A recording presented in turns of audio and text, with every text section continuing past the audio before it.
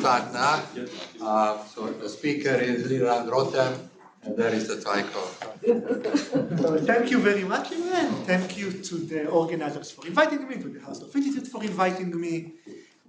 I want to tell you about this work. Okay, I want to tell you about joint work with my postdoc, Gautam Aishwarya. And I will take you, I have a bit of a story to tell you, but I want maybe, so you will see where we are going, to just start with the bottom line, to start with the theorem, and then we will explain a bit more. So what is the theorem? The theorem is a Brunn-Minkowski type inequality, but not for just volume, but for other measures. So what kind of other measures?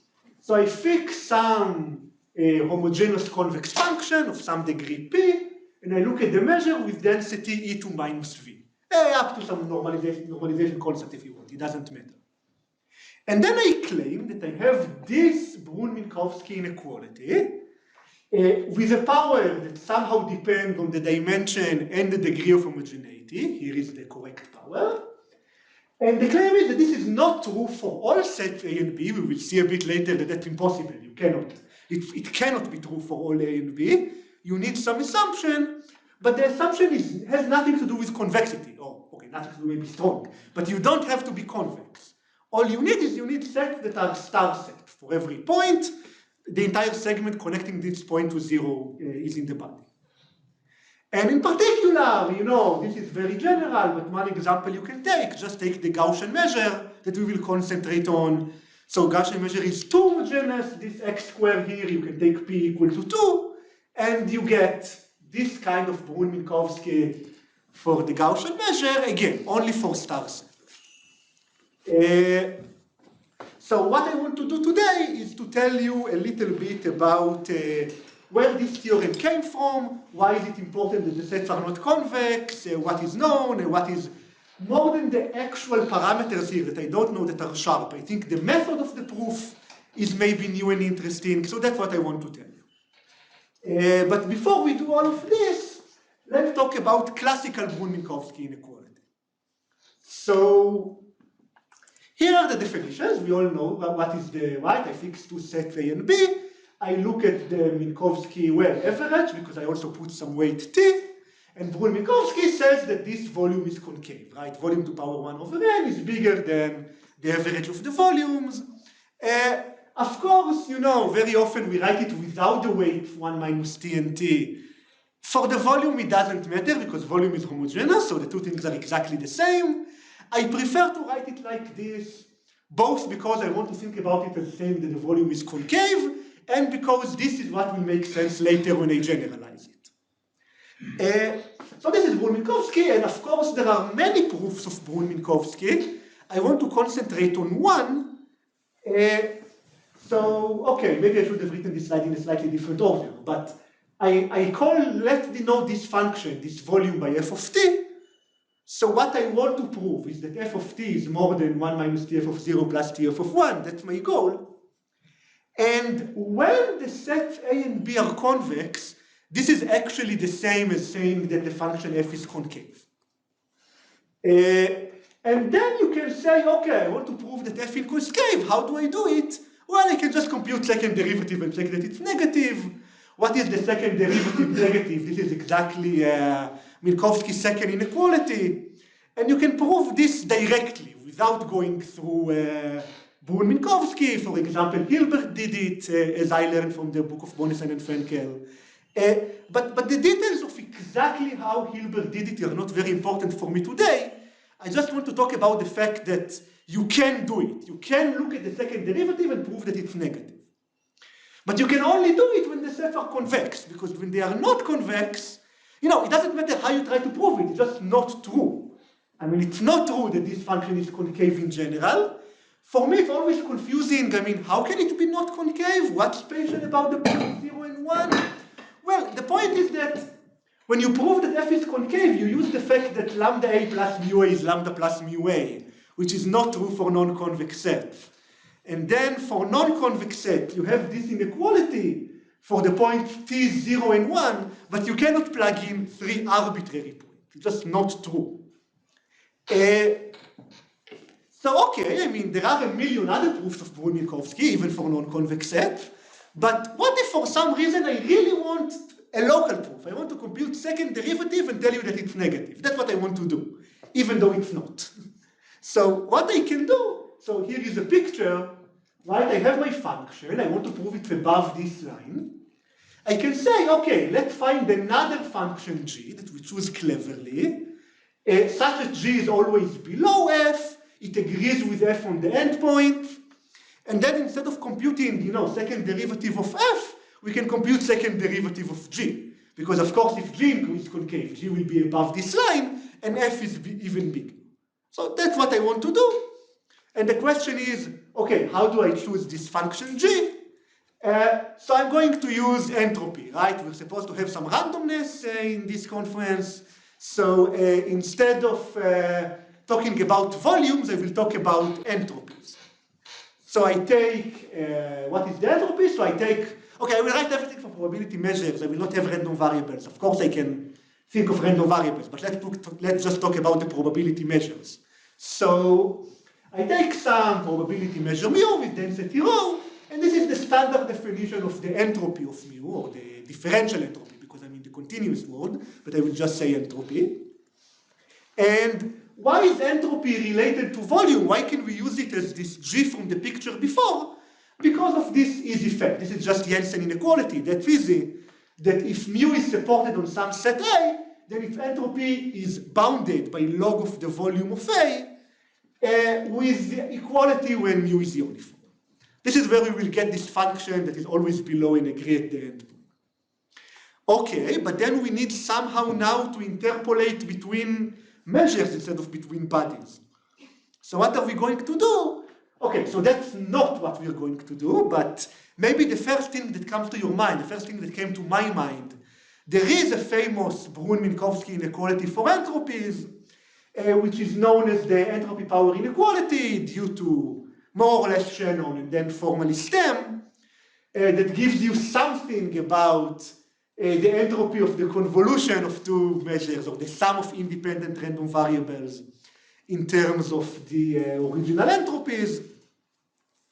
And that's good, because now I can plug in uniform distributions, and I do get from this some kind of a Brunn-Minkowski inequality, but somehow the power here is not correct. It's just 2 over n instead of 1 over n if you do it naively, which is actually weaker than 1 over n because I didn't put the weight, and this is not good enough for me. I really want to get Brunn-Minkowski. So what I'm going to do is I'm going to take another way to interpolate between measures, and this will relate to optimal transport, which I assume many of you know, but maybe not all. I will only say the very few things that I need. So if you give me 2 probability measures, here I define a distance between them. So the distance square is, I have mu naught and mu1. I look at all possible random variables x that has low mu naught and y that has low mu1. But they don't need to be independent. I can choose the coupling in any way I want. And then I ask, how far are x and y on average? Or if I don't want to use the language of random variables, in the language of measures, I take all couplings of mu naught and mu1, all measures on R2n that has a marginal mu naught and mu1, and I look at this integral and I minimize it all over all possible couplings. So this is a distance between measures. A lot of things are known about it. Okay, I'm going to always assume some minor technical things that my measures are absolutely continuous and has finite second moment and things that will allow me to not worry about some technicalities. So we know quite a lot about this distance, right? We know that this infimum is attained, and it's actually attained when y is a deterministic function of x. And this deterministic function, known as the Brenier map, is the gradient of a convex function. And we know quite a lot about the theory, which we need to prove the result. But if we just want to state the result, we don't need any of it. We just need to know that there is some distance between measures. And once you have a distance, once you have, this distance, then you have a metric space, and now you can think about geodesics in this space. So for every 2 measures, mu naught and mu1, I can connect them in a unit constant speed geodesic in this space, and this gives me some interpolating family of measures. And what do I know? So okay, I know quite a lot about them. I can write them explicitly, but it's not so important now. What is important is that the support of this mu t is contained in the average of the support of mu naught and mu 1. And the important thing is that if I look at, not at volume, but on entropies, e to the 1 over n times the entropy of mu t, this is a concave function. It follows from the paper, for example, of Erbar quadrature. We'll talk about this paper later. They did much more. But this is true. And okay, their proof is not local, but if you want, you can prove it rather easily, assuming you know a little bit about optimal transport. Really, by doing the most naive thing, you want to prove that it's concave, just compute two derivatives. The formula for variation of optimal transport is known. You just copy from a book the derivatives, you write down the expression, and then you just see that it's negative just by some Cauchy-Schwarz. It's easy.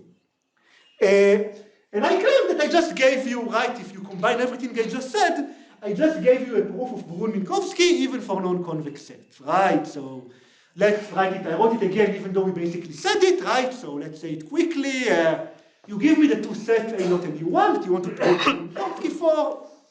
So Ft is the volume of the average, but then I take mu naught and mu1 to be uniform in A naught and A1, and I look at this interpolation between them, this Wasserstein geodesic, and I look at the entropy of the relevant measures. And then, because of what we said before, G is always less than F, because mu t, even though mu naught and mu1 are uniform, mu t doesn't have to be uniform, let's say it, right? If it was always uniform, F and G would be the same function. It's not. But it's always, you know, bounded the entropy by the uniform, so G is less than F. And this is exactly the picture we said before, right? This picture, once G is less than F and concave, we prove Brunn-Minkowski. Okay. But the real question is, why? Right? I mean, this is a very inefficient way of proving Brunn-Minkowski. There are a lot of easier proofs. If you want to use optimal transport, once you know all the theory of optimal transport, there's maybe like a one-line proof, two-line proof. You don't really need entropy and derivatives and all of this. So why do we bother with all of this? So we bother with all of this because we want to understand what happens when we replace the volume with another measure. So if I just want Brunn-Minkowski for other measures, this is not a new idea. There are theorems that are 50 years old, more than 50 years old. They tell you exactly when measures satisfy a Brunn-Minkowski inequality. So I fix a measure mu, it has density f, and I want to know, does mu satisfy the Brunn-Minkowski inequality written here with power kappa? And the answer is, and I want it for all A and B.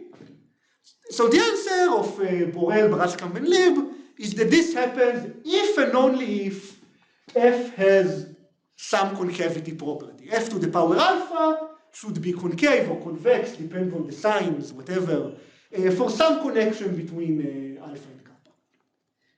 This is, as I said, this is very easy. Today, at least, it's very easy. It probably wasn't easy 50 years ago, but today it's well known. There are, again, a lot of proofs. So if I want Brunn-Minkowski for all my sets, I know exactly what to do. And again, let's go to our favorite example, the Gaussian measure. So this is the density of the Gaussian, and clearly this density is log concave. It satisfies that the logarithm is concave, which means automatically, by the theorem before, that the Gaussian measure satisfies this Brunn-Minkowski inequality. But it does not satisfy anything better, right? For any positive power kappa, if I was able to write this would be better than this by the arithmetic mean, geometric mean inequality. But I cannot. This is not true for any positive kappa. Well, it follows from the fact that the previous theorem was an if and only if, but you can also just check it directly, you know, take A to be a ball and B to be 1 point, send this point. I mean, you can just check that this is not true. So how do you prove this theorem? Again, there are many ways, but one way to do it is exactly like we just proved Brunn-Minkowski. But instead of talking about entropy, now I have some reference measure, so I talk about relative entropy. So here is a definition of relative entropy of one measure mu with respect to another measure. It's basically the same as entropy, but when I say density, I always mean density with respect to the reference measure and not with respect to Lebesgue, but other than this, it's exactly the same. And, well, there's a very annoying minus sign. I mean, it's not very important for us, but the convention in information theory is that when you define entropy, you put a minus here, and when you define KL divergence, you don't. So I will always have to, it's minus the relative entropy that is always bounded by the logarithm of the measure of A. I mean, there is an annoying minus sign that we have to keep tracking, but other than this, it's exactly the same. And then this theorem of Erbach, Wada, and Sturm actually gives you something like the Borel-Braskamp before. I know exactly when E2 minus the relative entropy to some power, to some kappa, is concave. This is if and only if, like before, the density has some concavity property, the same condition exactly as before. Again, you can prove it locally by just taking derivatives and checking. And this is the theorem. And I will not draw the same graph again, but this implies the theorem of Borel-Braskamp just by the argument from before. So maybe now, it's a good time to give some context, because I kept saying they proved something more general. This is just as an example. So let's say exactly what they proved. So they proved basically this theorem that I told you about when is the e to the power relative entropy is concave. But they proved it not just on Rn with some measure, they proved it on very, very general spaces. To begin with, you can just replace Rn with some manifold, and then you can prove this if you know something about the dimension of the manifold and the curvature of the manifold, what is known as a CD condition. But it's actually more general, right? I put here a long line of papers that you can read, and I will not read, that basically, it's not a very new thing. If you have a very, very general metric space where you cannot really say what it means to have curvature, you can define what it means that the curvature is bounded from below by saying, I want these functionals to be concave on the Wasserstein space under some conditions. So you can use this to actually define what curvature means. And this is a long line of papers. Maybe the famous ones is Lot-Villani and Sturm, but there are others, and so on and so on. So this idea that curvature is somehow related to concavity of entropy is not new. It's a well-known thing. Erbach, Wada, and Sturm proved it, but exactly for the relative entropy that I wanted. The other works talk about Reni entropy, something like this. But again, this line of research is established, and there are very beautiful things there. But what I want to do is not to use this to study curvature. I want to use this to prove new Brunn-Minkowski inequalities, maybe in restricted sense, which as far as I know is not something that was done before. So what kind of new inequalities I want to prove? So let's go to what we call sometimes the dimensional Brunn-Minkowski conjecture. So in 2010, Gardner and Zvavich asked the following question. We know that we cannot hope to have this inequality for all K and L. We said it before, for all sets K and L. But based on some partial cases they said, maybe this is true for convex sets that contain the origin. I mean, maybe this is all of a sudden true. And then a paper of Nayar and Koch, who are here somewhere, showed that, that this is not true, but maybe it is true if I assume more, if I assume that K and L are centrally symmetric. And then Kolesnikov and Lifshitz actually showed that, actually, even without the central symmetry, under the condition of Garner and Zvavich, this is true, but not with 1 over n, with 1 over 2n. And then finally, Ashkenazis and Mofidis prove that, yeah, if I assume symmetry, it's actually true with the 1 over n. So this is all for Gaussian measure. You can ask the same question for non-Gaussian measures, right? You can ask, is it true that every time I have log-Concavity, I have this property? It somehow magically improves to a better property if I assume my sets are convex and symmetric or something like that? I mean, why? It looks very strange, but it worked for the Gaussian, so maybe.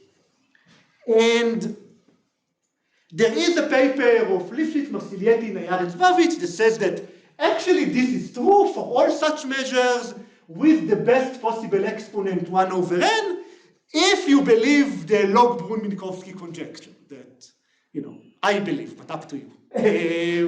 So that's one thing. Unconditionally, Lifshitz proved later that actually it's true, but not with the best kappa, which is 1 over n, with a slightly smaller, well, maybe much smaller number, about 1 over n to the 4. But still a positive number, still an improvement that should not have been possible and is somehow possible. And then, together with Dario, we proved that actually you get it with the best power, not just for the Gaussian, but for all measures that are rotation invariant and log-concave. But the point I wanted to make is that all these results are local. I mean, all the proofs. Even here and in the previous slide, all of these proofs, we don't know, like I said, we have 1 million proofs for Brunn-Minkowski. We have one proof for all of these things. Okay, you have to do something, but they always begin with, I want to prove that something is concave, so I compute the second derivative. And then there is a trick. What do I do with second derivative? There's a method developed by Kolesnikov and Immanuel Millman. You need to solve some PDE and do some clever integration by part. And then you get something that you can actually start working with. But because of this, I mean, because all the proofs are local, you see I always write convex, convex, convex in all the theorems, because without convexity, it doesn't have to be concave, and then no local proof can work, and we don't know any other proof other than the local proof for any of this. So I don't think anyone even conjectured that maybe something like this can be true without convexity. The assumption was always, how much do I need symmetry? Do I need to contain the origin? But the symmetry was like, well, of course it needs, the convexity was, of course it needs to be convex. But what I want to tell you today is that if you use this idea of entropies, then actually it doesn't have to be convex. Right? So here is the theorem about entropies. So under the conditions I told you before, that V is a p-homogeneous convex function, and I look at the measure E2 minus V, then this function, E2 minus the relative entropy with some weight before, this is concave. Well, it cannot always be. Like we said, we will get a contradiction to Borel-Braskamp-Lieb. You need some assumption on the endpoint. And the assumption is that the density of the endpoint with respect to nu must be radially decreasing. That's the assumption you need for the theorem. And then, once you do the trick we did before, you just choose the mu naught and mu1 to be uniform and draw these two functions, you get, for the first time, such a Brunn-Minkowski which is better than what Borel-Braskamp-Lieb tells you. The power here is positive, but it cannot be always true. It's true when A and B are star sets, right? Because for star sets, the density is radially decreasing. The indicator of a star set is radially decreasing. That's where the star sets came from. So this is the theorem. So I promised to 25 minutes. Okay, so like I said, when you choose the Gaussian, like I said, you get here 1 over 2n, which is exactly the result of Kolesnikov and Lifshitz, but somehow now you no longer need the set to be convex. So that's about this. Let me just say as a final thing that I wrote here the power, this power that we got, this p minus 1 over pn, which for the Gaussian is 1 over 2n. But you want 1 over n, not 1 over 2n. You want the best possible. So in some cases, we can do more. If we assume some strong assumptions, so one of the endpoints needs to be the Gaussian, and the other endpoint needs to be even and log concave with respect to the Gaussian, then under these specific assumptions, which are pretty strong, you actually get here the power 1 over n instead of 1 over 2n. And you actually get a bit more. You get something that is known as 2n convexity.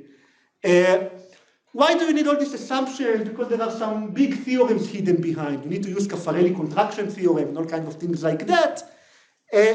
You can ask, okay, so if it's so specific, only this measures, is it good for anything?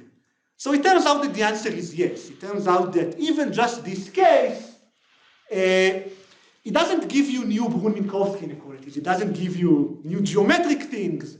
So maybe people here will care less, but it does give you new functional inequalities. There's a famous log-Sobolev inequality, which is basically this result that the relative entropy is always bounded by the relative Fisher information. You can write it in different ways, but that's what it is. And somehow this result tells you that if you look at densities that are even and log concave, actually you can improve this by a factor of 2. This half becomes a quarter. So there are some applications even for this strong thing, even though we would like to know it for more general mu0 and mu1 than what is written here. And the current method does not seem to allow it. Okay, so I put here some, just some of the proof if you want to ask me later. I guess I will not have time for it. So let me just stop here.